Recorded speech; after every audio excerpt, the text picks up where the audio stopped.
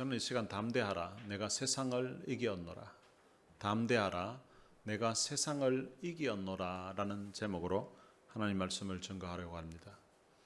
어느 한 성도가 마음에 참 답답한 일이 있어서 밤에 교회 가서 혼자 기도를 하고 있었습니다. 밤중에 이 예배 시간이 아니었기 때문에 그 본당에 기도하는 사람은 본인 혼자밖에 없었습니다. 그래서 불안해서 본당 문을 잠그고 혼자 이제 기도하기 시작했습니다. 근데 한참 기도를 하고 있는데 앞에 뭔가 어른거리는 거예요. 분명히 문을 잠그고 들어왔기 때문에 사람이 들어올 리는 없는데 이게 혹시 귀신 아닌가 하는 그런 생각이 드는 거예요. 그 생각이 드니까 막 머리가 쭈삣 서는 것 같은 거예요. 그래서 혹시나 싶어가지고 눈을 떠서 봤더니 아니나 다를까 눈앞에 귀신이 자기를 쳐다보고 있는 거예요. 이게 혼자 있는데 귀신을 보니까 너무 막 마음이 막 겁이 나고 어떻게 할지는 모르겠는데 이 귀신을 쫓아내야 되는데 이거 어떻게 귀신을 쫓아내지 생각하다 보니까 이 귀신이 찬송을 싫어한다는 생각이 드는 거예요. 그래서 어디서 들었던 것 같아서 찬송가를 이제 부르려고 하는데 평상시에 찬송을 안 부르다 보니까 이 찬송가 앞에 시작하는 부분이 하나도 생각이 안 나는 거예요. 그래서 뭐 어떤 곡이라도 부르려고 하는데 아무 곡도 생각이 안 나요. 너무 당황을 하니까. 그러면 가스펠송이라도. 근데 가스펠송이라도 부르려고 하니까 이것도 또 생각이 안 나는 거예요. 그래서 하나님, 찬송이든 가스펠송이든 뭐가 좀 생각이 나게 해주세요. 막 하고 있는데 가스펠송이 한 곡 생각이 났어요. 그래서 그 생각이 난 그 곡을 앞에 있는 그 귀신을 바라보면서 손을 귀신을 향하면서 불렀습니다. 당신은 사랑받기 위해 태어난 사람, 당신의 삶 속에서 그 사랑받고 있지요. 이게 1탄인데 2탄도 나왔대요. 2탄이 나왔는데 이 귀신이 그 찬양을 듣고 화답송을 한 거예요. 감사해요. 깨닫지 못했었는데 내가 얼마나 소중한 존재라는 걸 불렀다고 합니다. 오늘 본문은 예수님께서 생애 마지막으로 제자들에게 고별 설교를 하고 있는 내용입니다. 요한복음 14장에서 16장까지 긴 내용의 마지막 말씀을 하시는데 근데 이 말씀 중에 예수님이 이제 제자들을 떠나간다고 하셨습니다. 근데 예수님이 떠나간다고 하니까 이 제자들 마음에 근심이 생겼습니다. 근심뿐만 아니라 제자들 마음에 두려운 마음까지 생겼습니다.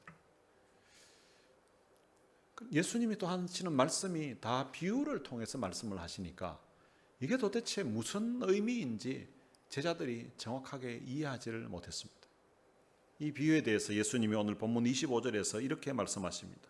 이것을 비유로 너희에게 일렀거니와 때가 이르면 다시는 비유로 너희에게 이르지 않고 아버지에 대한 것을 밝히 이르리라. 그러니까 때가 이르게 되면 이 때는 앞부분의 내용을 보면 어떤 때인가 하면 예수님이 부활하시고 승천하신 다음에 그리고 나서 이제 보혜사를 보내시는데 그 보혜사 성령님이 오시게 되면 그때를 이야기합니다. 그때가 되면 이제 예수님이 지금은 비유를 통해서 설명을 했지만 그때는 제자들이 밝히 알게 되는 그런 때가 온다는 것입니다. 예수님은 이 고별 설교뿐만 아니라 이 땅에서 계시는 동안에 많은 말씀을 전하실 때에 하나님 나라에 대해서도 그리고 자신에 대해서도 전할 때에 비유를 통해서 말씀하셨습니다. 그런데 이 제자들이 그 비유를 제대로 이해하지를 못했던 것입니다. 그러나 때가 이르면 성령님께서 오시면 예수님의 그 십자가의 죽음과 그리고 부활 그리고 또한 하나님 아버지에 대해서 예수님이 말씀하셨던 것 하나님 나라에 대해서 말씀하셨던 이런 것까지도 밝히 알게 되는 그런 때가 올 것이라고 말씀했습니다. 그리고 나서 26절에서는 그날에 너희가 내 이름으로 구할 것이요 내가 너희를 위하여 아버지께 구하겠다 하는 말이 아니니라고 하셨습니다. 그러니까 이 그날에는 바로 성령이 오시게 되면 그때는 제자들이 예수님의 이름으로 이제 기도하게 될 것을 말씀하셨습니다. 근데 그 다음에 좀 이해가 안 되는 말씀을 하셨습니다. 내가 너희를 위하여 아버지께 구하겠다 하는 말이 아니니. 그러니까 그날이 되면, 그러니까 성령님이 오시게 되면 예수님이 제자들을 위해서 아버지께 구하지 않겠다는 그런 뉘앙스로 말씀하셨습니다. 자, 그러면 성령님이 오시게 되면 예수님은 이 제자들을 위해서 기도하지 않는가? 그렇지는 않습니다. 로마서 8장 34절에 보면 사도 바울이 이렇게 기록을 해놓았습니다. 누가 정죄하리요? 죽으실 뿐 아니라 다시 살아나신 이는 그리스도 예수시니 그는 하나님 우편에 계신 자요 우리를 위하여 간구하시는 자시니라. 사도 바울이 예수님이 부활하시고 난 다음에 이제 성천하셔서 하나님 보좌 우편에 계시는데, 근데 하나님 우편에 계시는 그 예수님이 우리를 위해서 간구하신다고, 예수님이 중보 기도하고 계신다는 것을 말씀했습니다. 그리고 요한일서 2장 1절에도 보면 나의 자녀들아 내가 이것을 너희에게 쓰면 너희로 죄를 범하지 않게 하려 함이라. 만일 누가 죄를 범하여도 하나님 앞에서 우리에게 대언자가 있으니 곧 의로우신 예수 그리스도시라. 그러니까 우리가 죄를 범한다 할지라도 우리를 위해서 대언자가 있다는 거예요. 우리를 대신 하나님께 우리의 형편을 이야기해 주시는, 대언하시는 분이 계시는데 그분이 바로 예수 그리스도라는 것입니다. 그러니까 예수님은 성령님이 오신 다음에도 하나님 보좌 우편에서 여전히 우리를 위해서 기도하고 계신다고 성경은 우리에게 알려주고 있습니다. 그렇다면 26절에서 예수님이 기도를, 제자들을 위한 그 기도를 하지 않는다고 하신 이 말씀은 도대체 어떤 의미인가 하면, 제자들이 예수님이 곁에 있을 때에는 제자들의 삶에 때로는 풍랑을 만나기도 하고 여러 가지 어려운 일이 있을 때에 예수님이 직접 그 문제를 해결을 해줬습니다. 그런데 이제 예수님이 떠나시고 나면 이제 이 땅에 있을 때처럼 그렇게 제자들을 도와주고 제자들을 위해서 기도하는 그런 일은 하지 않는다는 것입니다. 왜냐하면 이제는 그들 스스로가 하나님께 예수님의 이름으로 기도할 수 있기 때문이라는 것입니다. 이제는 그들이 직접 하나님께 기도하면 되기 때문에 굳이 예수님이 이 땅에서 제자들 곁에 있을 때 그들을 도와줬던 것처럼 하지 않아도 된다는 그런 의미입니다. 그리고 27절도 보면 약간 이해가 안 되는 그런 내용일 수 있는데요. 이는 너희가 나를 사랑하고 또 내가 하나님께로부터 온 줄 믿었으므로 하나님께서 친히 너희를 사랑하심이라. 그러니까 이 문맥의 내용을 그대로 읽으면 너희가 나를 사랑하고 내가 하나님께로부터 온 줄 믿었으므로 하나님 아버지께서 친히 너희를 사랑한다는 거예요. 그러니까 하나님께서 제자들을, 예수 믿는 사람들을 사랑하시는 그 이유가 무엇인가 하면 예수님을 사랑하고 예수님이 하나님께로 왔다는 그 사실을 믿기 때문에, 그 믿음 때문에 하나님이 사랑하시는 것처럼 이렇게 표현되어 있습니다. 근데 요한 1서 4장 19절에 보면 이 요한 1서도 오늘 이 요한복음을 기록한 사도 요한이 기록한 것입니다. 그는 이렇게 거기에서는 표현했습니다. 우리가 사랑함은 그가 먼저 우리를 사랑하셨습니다. 우리가 하나님을 사랑하는 것, 그것은 우리가 하나님을 사랑하기 때문에 하나님은 우리를 사랑하시는 것이 아니라, 우리가 예수님을 믿었기 때문에 하나님이 우리를 사랑하시는 것이 아니라 우리가 하나님을 사랑하는 것이 바로 하나님이 먼저 우리를 사랑하셨다는 거예요. 마치 아이가 부모에게 이쁜 짓을 하는 그런 아이가 있습니다. 근데 그 이쁜 짓을 하기 때문에 부모님의 사랑을 더 받는 경우도 있죠. 그런데 아이가 이쁜 짓을 하지 않아도 무뚝뚝하고 딸인데도 마치 아들 같은 그런 모습으로 살아가는 아이가 있다 할지라도 그 부모가 그 자식을 사랑합니다. 그러니까 하나님이 우리를 사랑하셨기 때문에 그 사랑이 먼저고, 때로는 우리가 제대로 표현하지 못하는 그런 가운데 있더라도 하나님은 우리를 여전히 사랑하고 계시는데, 그런데 우리가 하나님을 사랑해서 예수 그리스도를 믿고 또한 예수 그리스도의 말씀에 순종하고 그렇게 하게 되면 하나님으로부터 더 큰 사랑을 받는다는 그런 의미로 말씀하신 것입니다. 그리고 29절에서는 지금은 밝히 말씀하시고 아무 비유로도 하지 아니하시니 우리가 지금에야 주께서 모든 것을 아시고 또 사람의 물음을 기다리시지 않는 줄 아나이다. 이로써 하나님께로부터 나오심을 우리가 믿사옵나이다 라고 했습니다. 지금 앞부분에 예수님께서 이제 그날에는 그리고 그때가 이르면 이제 비유로 말씀하지 않겠다고 그렇게 말씀하셨습니다. 그런데 지금 그렇게 말씀하신 지가 불과 몇 분 되지 않았는데 이 제자들이 지금은 밝히 말씀하시고 아무 비유로도 하지 아니하시니 우리가 지금에야 주께서 모든 것을 아시고 또 사람의 물음을 기다리시지 않는 줄 아나이다. 이로써 하나님께로부터 나오심을 우리가 믿사옵나이다 라고 합니다. 지금 제자들이 예수님에 대해서 무엇을 이제 제대로 아는 것처럼 안다고 표현하고 그리고 또한 자기들이 믿는다고 이렇게 표현했습니다. 제자들이 지금까지 예수님께서 비유로 말씀하실 때에 사실은 이해하지 못했습니다. 요한복음 10장 6절에 보면 예수께서 이 비유로 그들에게 말씀하셨으나 그들은 그가 하신 말씀이 무엇인지 알지 못하더라 라고 했습니다. 예수님이 비유로 말씀하셨는데 그 제자들이 예수님이 무슨 말씀을 하셨는지 그 의미를 잘 깨닫지 못했다는 것입니다. 그래서 예수님이 오늘 본문 앞부분에도 그날에는 너희가 아무것도 내게 묻지 아니하리라. 그러니까 이 그날이 바로 성령님이 오시고 나면 그때 일어날 일인데, 그런데 제자들은 지금 아직 성령이 오신 상황도 아닌데 자기들이 뭔가 알고 있는 것처럼 그렇게 말합니다. 그런데 제자들이 지금 알고 있다는 것, 제자들이 지금 그 주님을 믿고 있다는 것, 이것도 사실은 온전하게 믿는 그런 것은 아닙니다. 그런데 자기들이 믿는 줄로 그렇게 생각하고 있는 것입니다. 마태복음 26장에 보면 베드로가 모두 주를 버릴지라도 나는 결코 버리지 않겠다고 했습니다.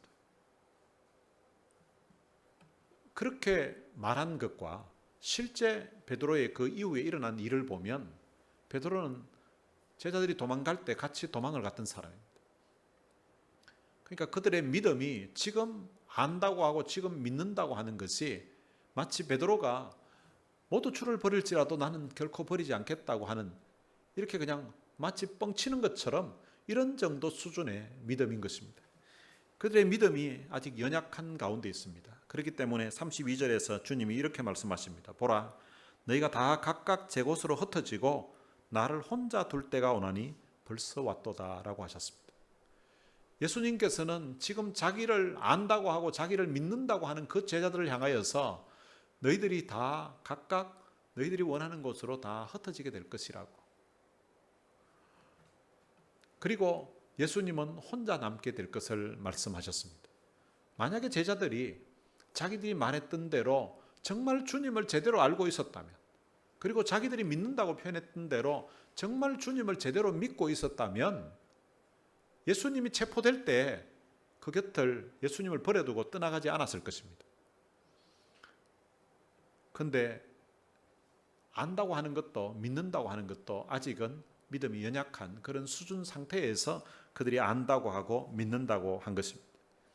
이제 그들이 제자들이 떠나가고 나면 예수님이 혼자 남게 됩니다. 거기에 대해서 주님은 이렇게 말씀하십니다. 그러나 내가 혼자 있는 것이 아니라 아버지께서 나와 함께 계시느니라. 제자들이 다 떠나가고 도망가 버렸지만 그런데 예수님은 혼자 있는 것이 아니라는 거예요. 예수님 곁에 함께 계시는 분이 있는데 그분이 바로 하나님 아버지라는 것입니다. 그래서 33절에서 이렇게 말씀합니다. 이것을 너희에게 이르는 것은 너희로 내 안에서 평안을 누리게 하려 함이라. 비록 제자들이 예수님을 버리고 떠나가는 그런 상황되지만 다시 예수 그리스도께서 십자가에 돌아가시고 부활하신 다음에 이제 그들이 다시 주님 안에 들어올 것을 생각해서 내가 이 말을 너희에게 하는 것은 너희로 내 안에서 평안을 누리게 하기 위함이라고 말씀하고 있습니다. 예수님 안에 참된 평안이 있습니다. 예수님 안에 참 평안이 있는 이유는 바로 하나님이 예수님과 함께 하시기 때문입니다. 원래 사람은 아담의 범죄 이후에 마음의 평안을 누리지 못했습니다. 사람들과의 관계에도 한 사람이 다른 사람에게 나쁜 짓을 하고 범죄하게 되면 그 사람 두 사람 사이에 평화가 사라지게 됩니다. 한쪽에서는 모르고 있으면 그냥 평안할 수도 있는데 죄를 지은 사람이 마음이 불편해서 자기가 그 사람께 가까이 나아가지를 못하는 것입니다. 사람이 하나님과의 관계에서도 이제 자기가 범죄하고 나니까 마음의 평안이 사라진 것입니다. 최초의 사람인 아담이 하나님의 말씀에 불순종하여 범죄한 이후에 이제 마음의 평안이 사라지고 나니까 그 마음에 두려움이 찾아오게 되었습니다. 죄를 짓고 난 다음에 동산에 하나님이 찾아오셨습니다. 그런데 하나님이 거니시는 그 소리를 듣고 아담과 하와는 하나님의 낯을 피하여서 동산 나무 사이에 숨었다고 성경은 말씀하고 있습니다. 자기들을 만들어주신 하나님이 찾아오셨는데 그들은 정말 반가운 존재였고 정말로 기쁘게 만나 뵐 수 있는 분이었는데 범죄하고 나니까 이제 하나님이 두려워지기 시작한 것입니다. 죄가 하나님을 두려워하게 만든 것입니다. 죄가 하나님과 사람 사이를 가로막았던 것입니다. 하나님께서 아담에게 내가 선악을 알게 하는 나무의 열매는 먹지 말라. 내가 먹는 날에는 반드시 죽으리라고 하셨습니다. 하나님의 이 말씀에 불순종한 그 죄의 결과는 사망이라는 결과를 가져왔습니다. 그 죄 문제를 해결하려면 누군가가 죽음으로써 해결을 해야만 했습니다. 구약시대 때는 누가 죄를 지으면 그 죄를 지은 사람을 대신해서 짐승이 죽게끔 했습니다. 구약시대 때는 죄 지은 사람의 그 신분에 따라서 짐승의 종류도 달랐습니다. 대제사장이 죄를 범했을 때는 흠없는 수송아지로 속죄 제사를 드렸습니다. 그리고 이스라엘 온 회중이 죄를 범했을 때도 흠없는 수송아지로 속죄 제사를 드렸습니다. 그러니까 대제사장 한 사람이 죄를 지었을 때와 이스라엘 온 백성들이 죄를 한꺼번에 지었을 때 이게 이제 같은 비중의 흠없는 수송아지로 속죄 제사를 드린 것입니다. 그런데 이제 이스라엘의 지도자들 있죠. 대제사장이 아닌 일반 지도자나 통치자가 범했을 때는 수송아지가 아니라 수염소로 속죄 제사를 드리도록 했습니다. 그리고 이제 일반 평민들 있잖아요. 일반 백성이 죄를 범했을 때는 흠없는 암염소 또는 어린 양으로 속죄 제사를 드리겠습니다. 그런데 이제 백성들 중에 경제적으로 굉장히 어려운 사람들이 있거든요. 그런 사람이 죄를 지었는데, 근데 이게 양 한 마리도 준비하기가 어려운 사람이 있는 거예요. 그런 사람들은 산비둘기 2마리나 집비둘기 2마리로 자기 죄를 하나님 앞에 자복하고 속죄 제사를 드리겠습니다. 그런데 산비둘기 2마리, 집비둘기 2마리도 못 사는 더 가난한 그런 사람일 경우에는 고운 가루 에바 10분의 1로 속죄 제물로 삼아서 속죄제를 드리겠습니다. 그런데 이렇게 속죄 제사를 드려도 사실은 사람이 지은 죄 문제를 짐승이 죽는다고 해서 그 죄 문제가 해결되는 게 아니에요. 그래서 이스라엘의 그 속죄를 위해서 대제사장이 해마다 대속죄일에 대제사장이 제사를 드렸습니다. 그럼 해마다 속죄 제사를 드렸다는 말은 이게 온전하지 않다는 거예요. 완전히 죄를 사하게 되면 해마다 속죄 제사를 드릴 필요가 없는 것입니다. 그런데 예수님께서 우리의 대제사장이 되셔서 그분이 하나님 앞에 속죄 제사를 드리는데 이분은 짐승을 잡아서 속죄 제사를 드리는 것이 아니라 자기 자신을, 자기 몸을 하나님께 제물로 삼아서 하나님 앞에 속죄 제사를 드렸습니다. 한 번만에 단번에 드린 그 제사를 통하여서 우리의 모든 죄를 다 사함받게 하신 것입니다. 그래서 하나님께서는 누구든지 이 예수님을 믿으면 죄사함을 받고 하나님의 자녀가 되고 영원한 생명을 얻도록 해주셨습니다. 이 사실을 예수님께서 요한복음 3장 16절에서 이렇게 말씀하셨습니다. 하나님이 세상을 이처럼 사랑하사 독생자를 주셨으니 이는 그를 믿는 자마다 멸망하지 않고 영생을 얻게 하려 하심이라. 이 예수님의 말씀대로 누구든지 하나님의 독생자이신 예수님을 믿으면 죄사함을 받게 된다는 것입니다. 누구든지 이 예수님을 믿으면 영원한 생명을 얻게 된다는 것입니다. 누구든지 이 예수님을 믿으면 하나님의 자녀가 된다는 것입니다. 이렇게 예수님을 믿는 자들, 이 예수 안에 거하는 자들은 세상에서 누리지 못했던 참된 평안을 누리게 된다는 것입니다. 그리고 예수님께서 이제 제자들에게 마지막으로 하는 이 고별 설교 중에서도 마지막 부분에서 이렇게 말씀하셨습니다. 세상에서는 너희가 환난을 당하나 담대하라. 내가 세상을 이기었노라. 예수님은 제자들에게 너희에게 환난이 없을 것이라고, 너희들의 인생에 고난이 없을 것이라고 이렇게 말씀하지 않았습니다. 오히려 제자들에게 너희가 환난을 당할 것이라고 그렇게 말씀하셨습니다. 그리고 동시에 하신 말씀이 그 환난 당할 때에 그것 때문에 두려워하고 그것 때문에 슬퍼하고 그것 때문에 낙심할 것이 아니라 오히려 담대하라고 말씀하셨습니다. 왜 그렇게 그 환난 가운데서도 담대할 수 있느냐, 그 근거를 말씀해 주셨는데요. 내가 세상을 이기었다는 것입니다. 예수님이 십자가에 죽으시고 부활하심으로 말미암아 사망의 권세를 깨뜨리셨습니다. 그리고 창세기 3장 15절에서 말씀하고 있는 그 사단의 머리를 예수님이 밟으신 것입니다. 예수님이 사단의 머리를 밟으시고 십자가로 승리하신 것입니다. 그 예수님의 승리가 바로 오늘 예수를 믿는 우리들의 승리라는 것입니다. 우리의 싸움은 이미 승리가 확정이 된 싸움인 것입니다. 우리가 월드컵이나 이런 올림픽 경기를 볼 때에 이제 라이브로 볼 때는 이게 끝에 어떻게 될지 이게 아주 막 궁금하고요. 또 우리가 지고 있으면 아주 불안합니다. 그런데 어떤 때는 재방송을 볼 때가 있습니다. 전반전에서 졌는데 후반전에 역전이 돼가지고 마지막 몇 분 남겨놓고 이제 우리가 이겼다는 것을 알고 이렇게 보면요. 알고 볼 경우에는 우리가 7대 3으로 지고 있더라도 그렇게 긴장감이 없습니다. 왜냐하면 결과를 우리가 알기 때문에. 오늘 우리가 영적인 싸움도 마찬가지입니다. 승리는 이미 끝난 거예요. 예수님이 십자가에서 우리의 승리를 이미 가져다 준 것입니다.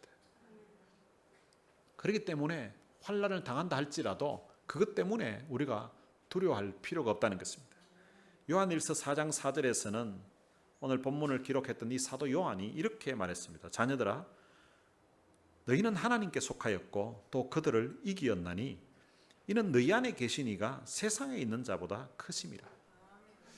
세상을 주관하고 있는, 원래 세상의 주인이 아닌데 임시적으로 마치 자기가 주인인 양 주관하고 있는 사단의 세력이 있는데, 그 사단보다, 세상에 있는 자보다 우리 안에 계신 분이, 우리와 함께 하시는 분이 더 크다는 것입니다. 그렇기 때문에 겁먹을 필요가 없다는 것입니다.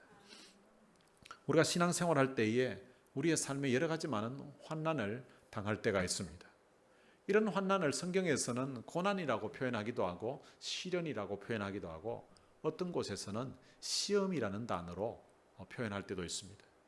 그래서 찬송가에도 보면 이 시험이라는 그런 단어를 넣어서 이루어진 그런 곡들이 있습니다. 우리말 성경에 보면 이 시험이라는 단어가 이제 여러 가지가 약간 다른 의미인데 시험이라는 단어로 표현할 때가 있는데, 그런데 영어 성경에 보면 이 시험이라는 이 단어를 한 3가지 정도로 분류를 해놓았습니다. 예를 들어서 창세기 22장 1절에 보면 그 일 후에 하나님이 아브라함을 시험하시려고 이렇게 기록되어 있습니다. 그러니까 하나님이 아브라함을 시험하신다는 거예요. 그런데 야고보서 1장 13절에 보면 이렇게 기록되어 있습니다. 사람이 시험을 받을 때에 내가 하나님께 시험을 받는 자 하지 말지니 하나님은 악에게 시험을 받지도 아니하시고 친히 아무도 시험하지 아니하시느니라. 분명히 창세기 22장에서는 하나님이 아브라함을 시험한다고 했는데, 그런데 야고보서 1장 13절에서는 하나님은 악에게 시험을 받지도 아니하시고 친히 아무도 시험하지 않는다는 거예요. 우리말로 보면 이 시험이 창세기에서는 시험했다고 했는데 야고보는 시험 안 한다고. 이게 어느 게 맞는지 아니면 성경이 틀린 건지 이렇게 조금 헷갈릴 때가 있습니다. 근데 영어 성경에 보면 이 영어 단어가 아주 분명하게 다르게 표현되어 있습니다. 창세기 22장에서 하나님이 아브라함을 시험하신다고 할 때는 테스트라는 단어를 사용했습니다. 우리가 학교 다녔을 때에 그때 이제 시험 치는 거 있죠. 이제 평가하는 거죠. 그게 이제 테스트라고 합니다.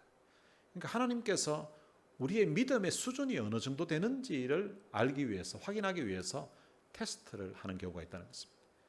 하나님이 아브라함을 테스트하신 것은 아브라함에게 하나님이 그 100세의 아들 이삭을 선물로 줬습니다. 그런데 이 아브라함이 자기 아들을 너무 사랑하고 너무 좋아하는 거예요. 그래서 하나님 마음에 내가 준 선물인 이삭을 사랑하는 것이 선물을 준 하나님보다 더 사랑하는 것 같은 그런 생각이 드는 거예요. 그래서 아브라함이 이삭을 더 사랑하는지 이삭을 선물로 준 하나님을 더 사랑하는지 그걸 이제 하나님이 테스트를 해본 것입니다. 그런 시험의 결과에 통과가 되면 그 믿음의 수준이 어느 정도인지 평가가 나오는 거죠. 학교에서 시험 잘 친 사람에게 상을 주는 것처럼 하나님도 때때로 시험을 통하여서 우리의 믿음을 평가하시고 그 수준에 맞는 그런 은혜를 베푸시고 복을 주신다는 것입니다. 그러면 야고보서에서 말하는 이 하나님이 악에게 시험을 받지도 아니하시고 친히 아무도 시험하지 않는다고 하는 이 시험은 무엇인가 하면 영어 성경에 보면 temptation이라는 단어를 사용했습니다. 이 temptation은 유혹, 미혹이라는 뜻입니다. 그러니까 하나님은 악에게 유혹이나 미혹을 당하지도 않으시고 그리고 하나님이 친히 하나님의 자녀들을 유혹하든지 미혹하지는 않는다는 것입니다. 이 템테이션이라는 것은 유혹이나 미혹은 누가 하는가 하면 이거는 사단이 하는 거예요. 사단이 성도들을 넘어뜨리기 위해서 하는 것이 미혹이고 유혹이지 하나님은 그렇게 하지 않는다는 것입니다. 그런데 또 한 가지가 있는데요. 야고보서 1장 2절에 보면 내 형제들아 너희가 여러 가지 시험을 당하거든 온전히 기쁘게 여기라고 합니다. 시험을 당하면 보통은 기쁘게 여기지 않습니다. 그런데 시험을 당할 때 기쁘게 여기라는 거예요. 그런데 여기에 시험은 영어 성경에 보면 trial이라는 단어를 사용했습니다. trial이라는 단어는 번역을 하자면 시련으로 번역하는 게 좋습니다. 너희가 여러 가지 시련을 당할 때에 그것을 기쁘게 여기라는 거죠. 삶의 어려움이 찾아오고 삶의 걱정거리가 생기고 근심거리가 생길 때에 아이고 또 나를 시험에 들게 한다 이런 표현을 우리 많이 하지 않습니까? 그런 시험을 들 때에 시험을 당할 때에 아이고 나는 맨날 시험 당한다고 막 이런 표현을 하지 말라는 거예요. 오히려 시험 당하면 그걸 기쁘게 여기라는 거예요. 생각을 바꾸라는 것입니다. 제가 미국 와서 처음 이제 공부를 할 무렵에 그때 이제 경제적으로 뭐 어렵고 하니까 가진 돈이 없어가지고 제가 일을 하면서 공부를 했거든요. 그때 당시 제가 했던 일 중에 음식 딜리버리 하는 일을 했었고 또 새벽에 신문 돌리는 일을 했습니다. 근데 이제 새벽에 신문을 돌릴 때도 그리고 음식을 딜리버리 할 때도 가장 힘들고 불편한 날이 언젠가 하면 비가 오는 날이에요. 그래 비가 오면 전 별로 안 좋아했습니다. 왜냐하면 새벽에 신문 돌리는데 비가 오잖아요. 이제 신문을 돌릴 때에 이 신문을 비닐봉지에 이걸 넣어가지고 돌려야 되는데요. 비가 오면 이걸 한번 묶어야 됩니다. 왜냐하면 이게 던져놓고 가면 비가 오면은 그 안에 젖으면 안 되니까 묶어야 돼요. 그러니까 운전해 가면서 이게 비닐에 넣고 가는 것도 이게 신경이 쓰이는데 이걸 또 묶으니까 시간이 더 걸리는 거예요. 그리고 던질 때도 이거 신문을 갈 때에 이제 주택가를 가게 되면 저 집이 신문을 받아본다 이러면은 오른쪽 창문은 열고 그냥 제가 운전을 합니다. 그러다가 이제 그 집에 가는 속도를 조금 줄이면서 그 집 앞에 이렇게 던져요. 그런데 이제 비가 오면 이 오른쪽 창문을 열어놓을 수가 없습니다. 그때 당시 운전했던 제 차는 이게 창문이 자동이 아니었습니다. 그냥 수동이기 때문에 이걸 오른쪽에 아무도 없는데 그 창문을 열 수가 없잖아요. 그래서 이제 이쪽 창문을 내리고 이렇게 던져야 돼요. 이렇게 던지니까 이게 적중률이 이게 좀 쉽지 않잖아요. 근데 이게 잘못 던지면 내려서 가서 주워가지고 그 집 앞에 갖다 놔야 됩니다. 근데 이게 비가 오면 이게 상당히 불편한 거예요. 그리고 또 음식 딜리버리 할 때도 마찬가지입니다. 음식 딜리버리 할 때도 비가 오면요. 제가 그 당시에 설렁탕 배달하는 걸 했는데요. 비가 오면 우리 사장님은 그때 당시 너무 좋아했습니다. 평상시에는 점심시간만 딜리버리 하는데 한 600그릇 팔렸는데요. 비가 오면 더블로 팔립니다. 비 오면 사장님 너무 좋아하시는데 우리는 너무 힘듭니다. 왜냐하면 비 올 때 이거 배달하기가 쉽지 않아요. 비 오니까 또 이게 따뜻한 국물 뭐 이런 게 생각이 나서 설렁탕을 사람들이 많이 또 주문하고, 비가 오니까 바깥에 안 나가고 집에서 주문하는 거예요. 또 회사에서 주문을 하는 거예요. 근데 이제 이게 한 그릇 두 그릇이면 들고 우산을 쓰고 가면 됩니다. 근데 이게 숫자가 많아지면 두 손으로 들어야 됩니다. 한 손으로 들면 두 번 왔다 갔다 해야 돼요. 그러니까 두 번 왔다 갔다 하는 게 그럼 시간이 느리니까 한꺼번에 들고 갑니다. 그러니까 이제 비를 맞으면서 가는 거죠. 제가 비가 오는 걸 굉장히 싫어했어요. 그리고 또 세차를 했잖아요. 세차를 했는데 비가 오잖아요. 그러면 또 마음이 또 이럴 줄 알아서는 세차하지 말걸 이런 생각도 막 들거든요. 그러니까 비 오는 걸 별로 좋아하지 않았습니다. 근데 한 번은 집에 있는데 집에서 이제 비가 온 거예요. 집에 있을 때 비가 온 거예요. 근데 저희 아이 3명이 비가 오는데 바깥으로 나가더니 애들이 막 너무 좋아하는 거예요. It's raining 하면서 막 돌아다니면서 비를 맞고 돌아다니는 거예요.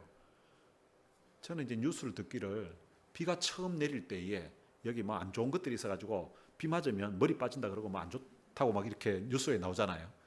그래가지고 비 오는 걸 별로 안 좋아하는데 얘들은 뭐 그런 생각도 없이 그냥 막 비 온다고 막 쫓아다니면서 막 좋아하는 거예요. 애들이 비를 쫄딱 맞고 이제 집으로 들어왔습니다. 아이들 셋에게 물었습니다. 야, 비 오는 게 좋냐고 물으니까 비 오는 게 좋지요 하는 거, 좋다는 거예요. 비가 오는데 왜 좋냐고 물으니까 비가 안 오는데 비가 오니까 좋잖아요 이런 거예요. 그날 제가 제 생각을 바꾸기로 했습니다. 전에는 저는 비가 오면 내일 비 온다는 예보만 떠도 내일 또 비 오는구나 뭐 이렇게 새벽에 신문 돌릴 거 생각하고 딜리버리 할 거 생각하면 이게 막 마음이 별로 편치가 않았는데 우리 아이들은 비가 오니까 너무 좋아하는 거예요. 저렇게 아이들이 웃고 좋아할 정도가 되려고 하면 제가 돈으로 저렇게 웃음을 주려고 하면요, 애들 데리고 그 당시 토이즈 아러스 같은 데 가가지고 자기들이 원하는 장난감을 사줘야 되고 막 이렇게 해야 애들이 좋아할 거예요. 근데 이건 돈 한 푼 안 들이고 하늘에서 비가 오니까 애들이 좋아하니까 이게 너무 좋잖아요. 돈도 안 들이고 우리 애들이 좋아하는데, 내가 사랑하는 내 자녀들이 이렇게 좋아하는 날이라면 아빠로서 당연히 이 날 좋아해야지. 그래서 이제 그날부터 비 오는 날은 좋은 날이다고 이렇게 생각을 바꿨습니다. 비가 안 오는 날은 안 오니까 원래 좋은 날이고, 비가 오면 캘리포니아 또 비가 필요하잖아요. 캘리포니아가 비가 필요하니까 비가 오니까 좋고, 특별히 우리 아이들이 비 오는 걸 너무 좋아하니까 좋다고 제 생각을 바꾼 거예요. 그렇게 생각을 바꾸니까 이제 비가 오니까 그냥 전에는 오늘 또 비 온다 이런 생각을 했는데 이제는 비 오구나, 우리 애들 너무 좋아하겠네, 우리 애들이 좋아하는 날이구나 생각을 바꿨다는 것입니다. 여러분들의 삶에 어떤 시험이 닥쳐올 때도 또 시험을 당한다 그러고 누가 또 날 시험한다 그러고 이렇게 할 것이 아니라 이거 시험이네 막 이렇게 생각하라는 거예요. TV에서 언젠가 한번 김종국이 보니까 계단을 막 너무 많은 거예요. 그러니까 너무 신나는 거예요. 이거 계단이라고. 운동을 너무 좋아하니까 막 너무 신나는 거예요. 근데 운동을 싫어하는 사람은 이거 언제 올라가지 하고 막 한숨 쉬고 있는 거예요. 그러니까 시험을 받을 때도 그렇게 생각하는 거예요. 이스라엘에 공격하기 위해서 골리앗이라는 엄청난 키가 큰 장수가 왔습니다. 블레셋의 장수인데요, 쳐들어온 거예요. 근데 이스라엘의 모든 군인들이, 모든 장수들이 그 덩치 큰 골리앗 보고 우리 끝났다. 저놈 덩치가 너무 커서 우린 저 앞에 가면 우린 뼈도 못 추린다. 우리 끝났다. 싸워볼 필요도 없다. 하고 다 낙심하고 절망하고 싸울 생각도 안 했습니다. 그런데 다윗은요, 생각이 달랐습니다. 다른 군인들은, 다른 장수들은 그 덩치 큰 골리앗 보고 전마 저건 너무 커가지고 우리 그냥 뼈도 못 추리겠다. 우리 국물도 못 건지겠다. 우리 끝났다. 우리 싸울 필요도 없이 우리 졌다. 이렇게 생각하고 있는데 다윗은요, 전마 저거 덩치 커서 맞추기 좋겠다 하면서 나왔습니다. 덩치가 크니까, 두상이 크니까, 대가리가 크니까 저거 맞추기 좋겠다는 거죠. 여러분, 머리 너무 작으면 맞추려고 해도 힘듭니다. 근데 저놈은 덩치가 너무 크니까 대충 던져도 맞춘다는 거죠. 생각을 바꾸니까 달라진다는 거죠.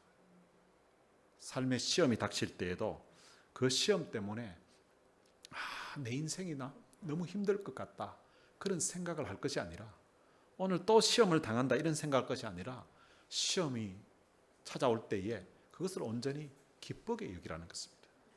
그러면 그런 시험들이 찾아왔을 때에 기쁘게 여기서 당하게 되면 어떤 결과가 우리에게 주어지는가?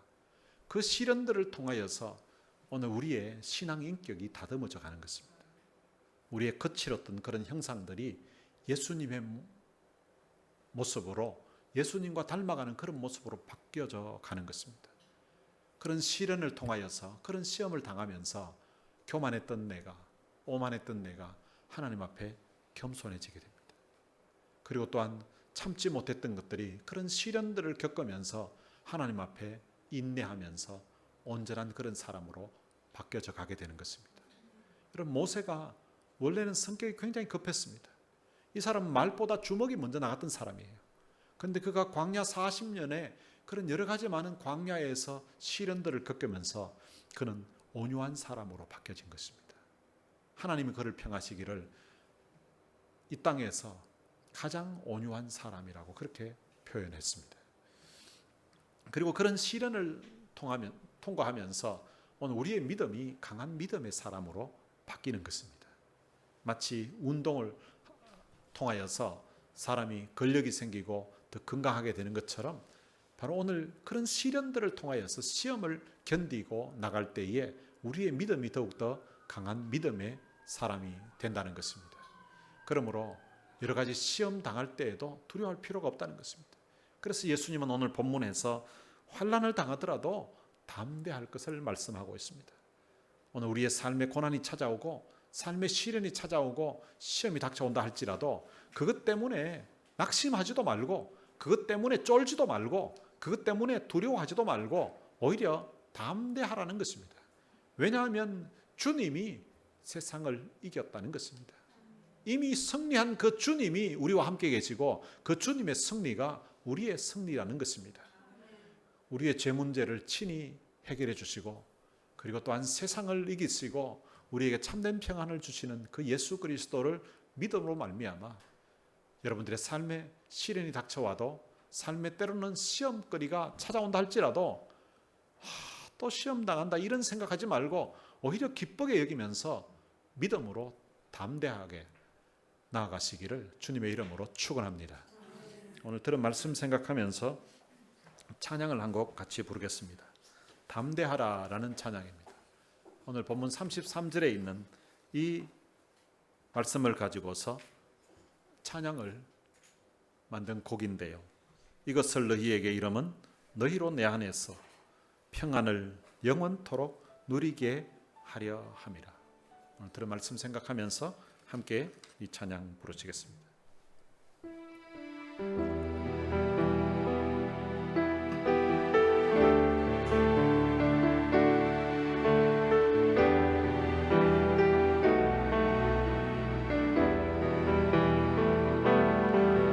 이것을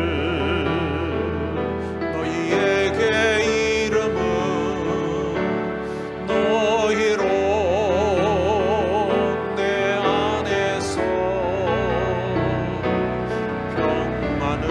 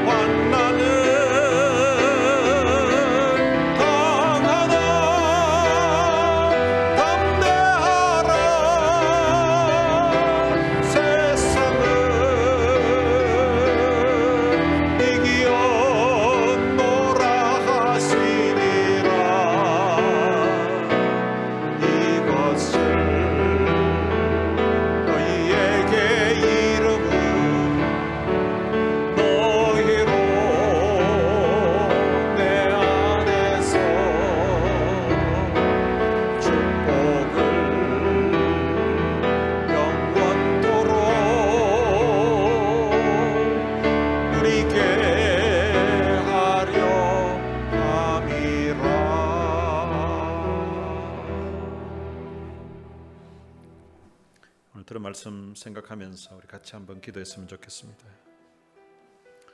여러분들 앞에 닥쳐있는 그런 시험들, 여러분들의 마음을 두렵게 하는 그런 문제들이 있습니까? 그런 시험들이 찾아올 때에, 내 인생의 시련이 찾아올 때에 그걸 두려워하지 말 것을 말씀하고 있습니다. 담대할 것을 말씀하고 있습니다. 오히려 야고보 선생 같은 경우에는 그런 시련이 있을 때에, 그런 시험이 있을 때에 온전히 기쁘게 여기라고 말씀하고 있습니다. 그런 시련들을 통하여서 우리 믿음을 단련하시고 더 성숙한 믿음의 사람으로 하나님이 만들어 가시려고 우리들을 그런 시련 가운데 둘 때가 있다는 것입니다. 하나님, 시험 끌어올 때에 그것 때문에 기죽지 않게 하시고, 그것 때문에 쫄지도 않게 하시고, 그것 때문에 두려워하지 않게 하시고, 오늘 주님이 하신 이 말씀 생각하면서 담대할 수 있도록 그런 믿음의 담력을 주옵소서.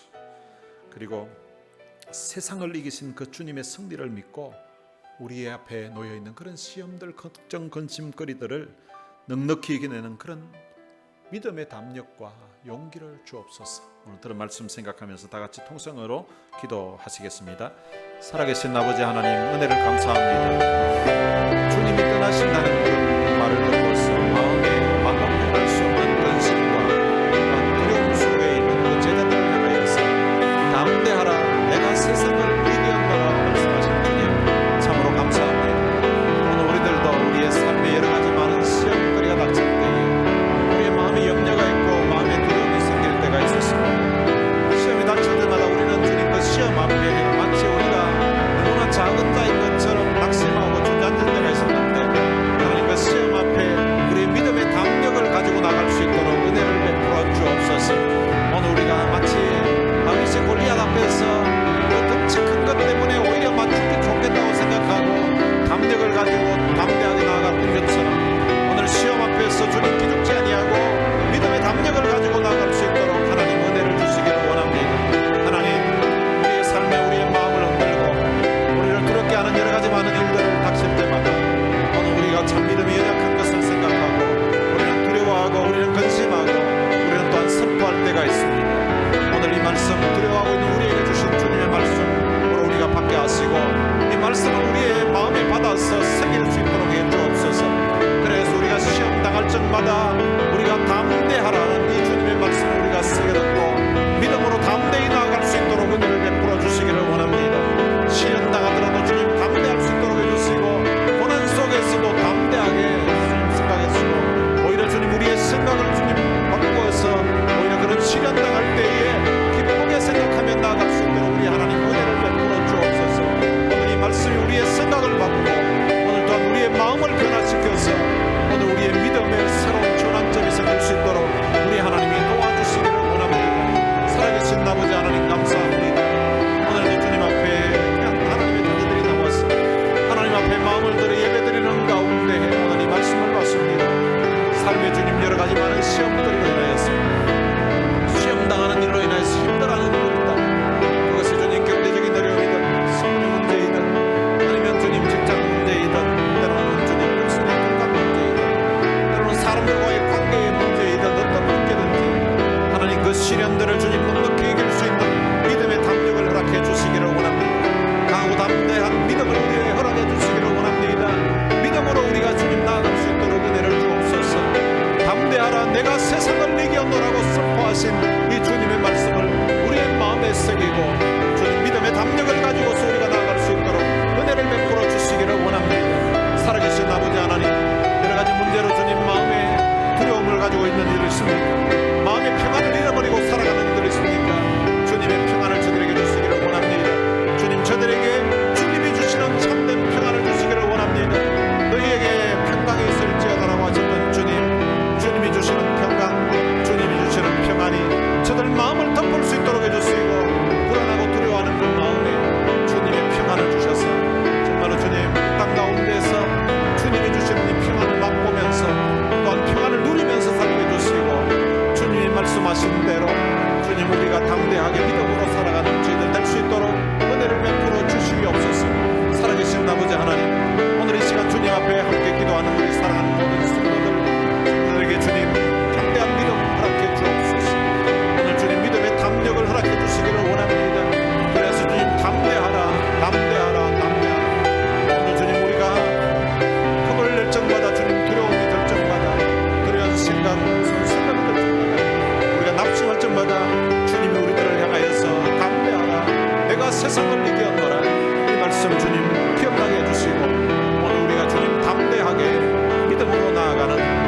담대하게 주님 바라보고 나아가는 저희들 될 수 있도록 주님이 허락해 주옵소서.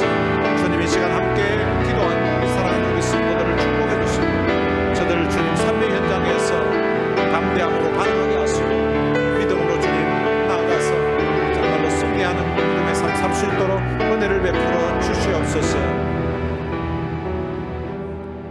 하나님 아버지, 은혜를 감사합니다. 주님이 떠나신다는 이야기를 듣고 마음에 말할 수 없는 근심과 슬픔, 그리고 또한 두려움으로 있는 그 제자들을 향하여서 담대하라, 내가 세상을 이기었노라고 하신 이 말씀이 오늘 우리가 이 땅 살아가면서 여러 가지 두려운 일을 만나고 또 걱정, 근심되는 일을 만났을 때에 이 말씀을 우리가 기억하고 믿음의 담력을 가지고 나아갈 수 있도록 은혜를 베풀어 주옵소서.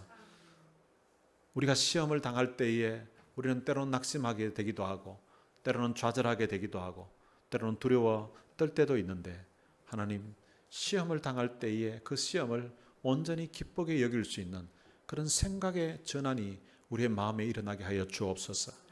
그래서 시험 당할 때에 오히려 그것을 온전히 기쁘게 여길 수 있는 그런 믿음의 사람 되게 축복해 주옵소서.